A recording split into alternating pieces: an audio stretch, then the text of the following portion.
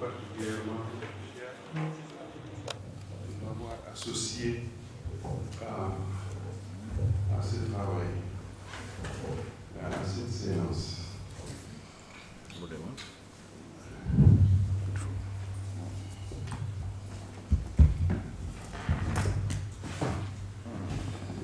J'ai lu et je lis toujours Cheikh Oumar Diagne.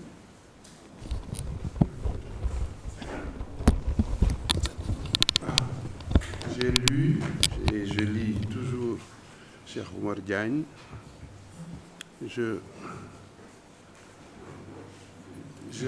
regarde ses vidéos et ce que je salue chez lui, c'est sa modestie, son humilité, son honnêteté intellectuelle et son sens du doute.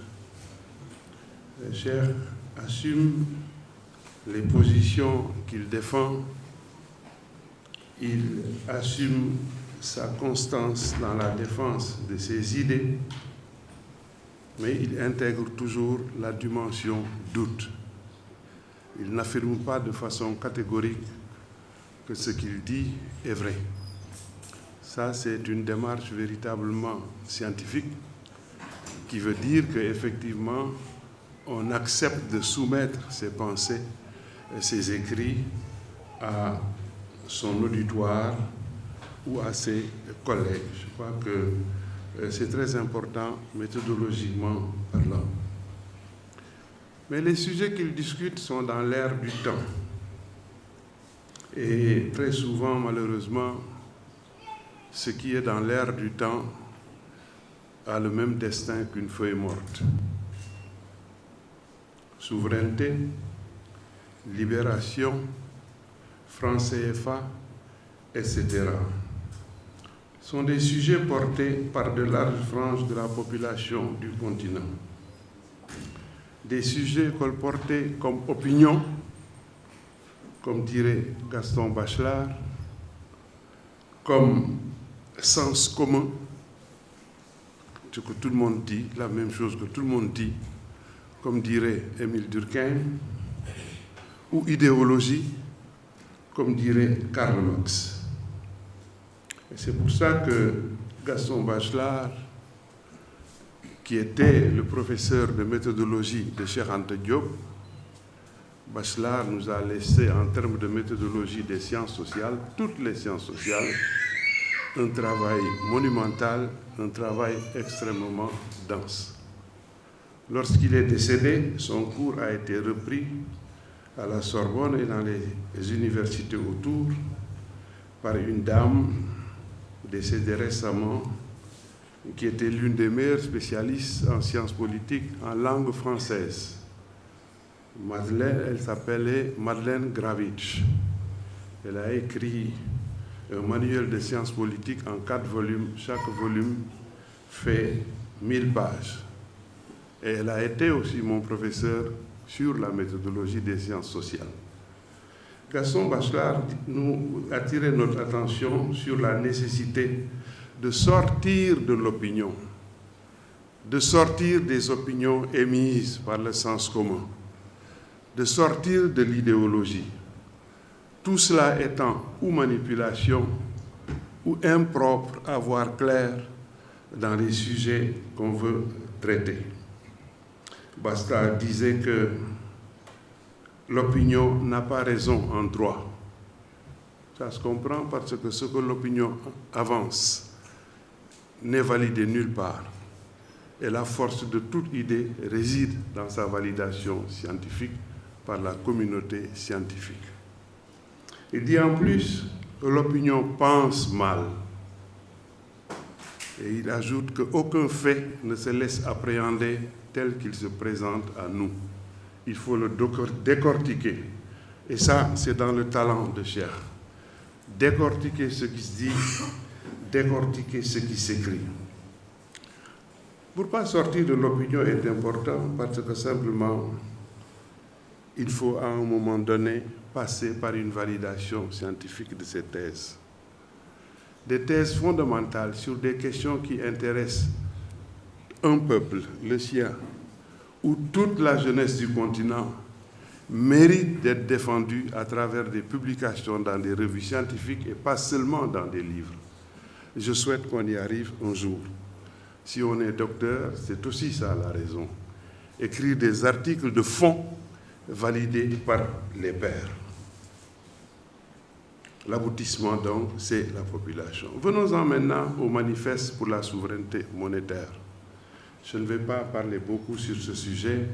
Je crois qu'il y a des gens talentueux.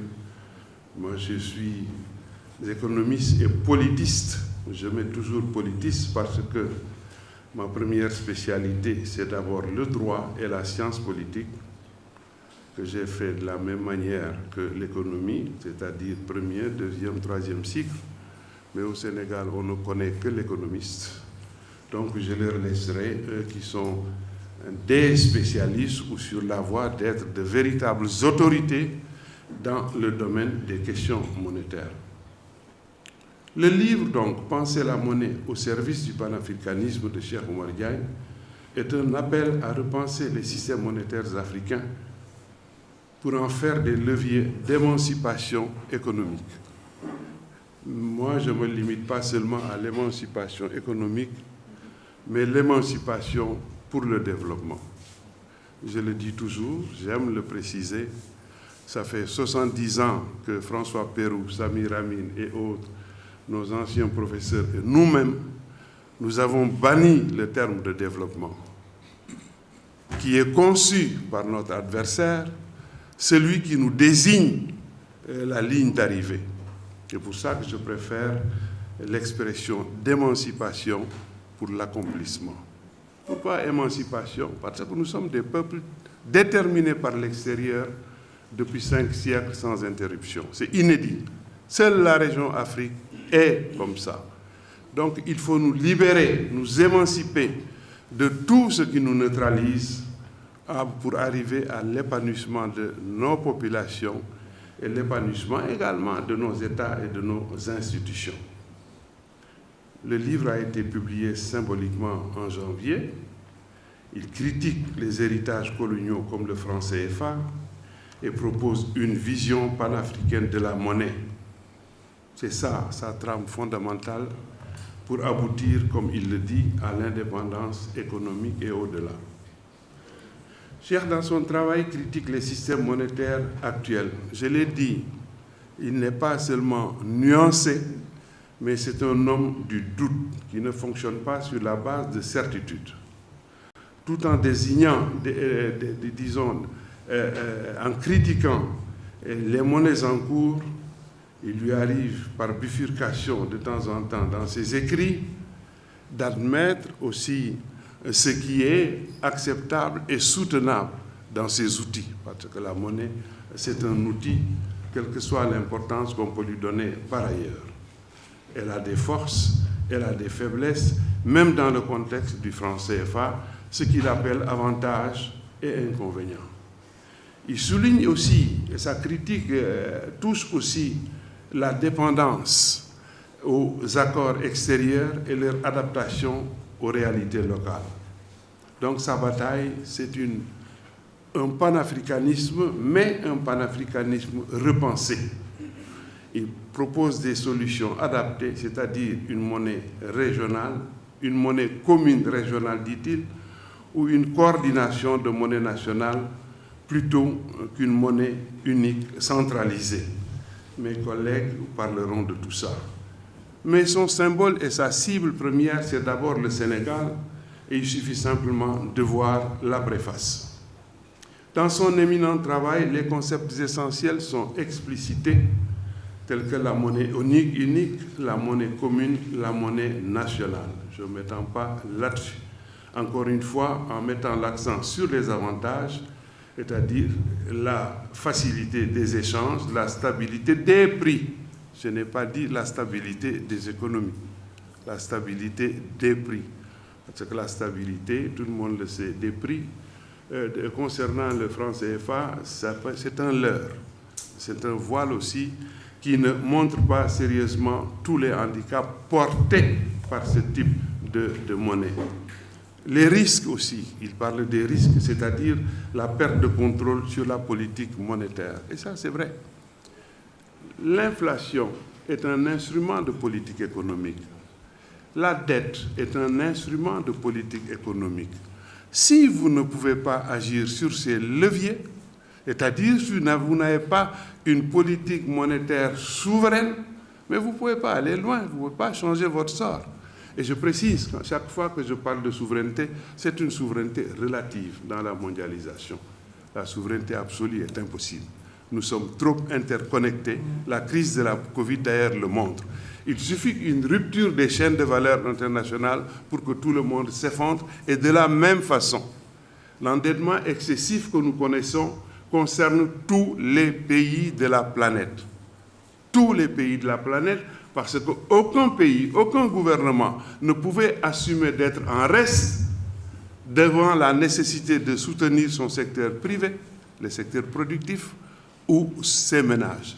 Donc, il aborde ces questions de la monnaie, et moi je vais terminer par là. Je pense qu'il y a des aspects pour étayer son travail, encore plus scientifiquement, de revenir sur des exemples historiques éclairants.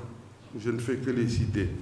Le cas de l'euro, la réunification allemande en 1990, je donnerai un texte pour que vous voyez les détails, et le cas particulier de la zone franc et du franc CFA.